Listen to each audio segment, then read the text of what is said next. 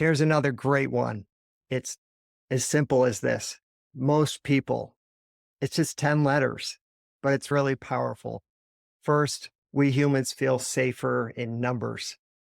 Just look at our own behavior. We all look things up on the internet weekly, maybe daily, and we look at reviews. And when there's a lot of reviews and they're real high, oh, well, most people feel comfortable with this product and they give it a good rating. I'm like most people. So we feel safer in numbers. And so using the line, well, most people, it's really, really powerful. Where I've seen this most effective is when you're trying to close and you're trying to help them think through all the decisions they need to make before they make their decision. So when you say, how are you going to be paying for this? Cash or payments?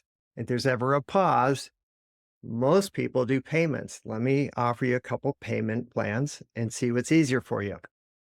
Why do you want to go to payments?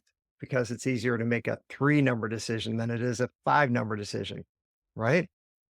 With basement waterproofing, you're easily talking about $10 to $25,000 of a decision. Foundation repair, you're looking at, 40 to 60 easily.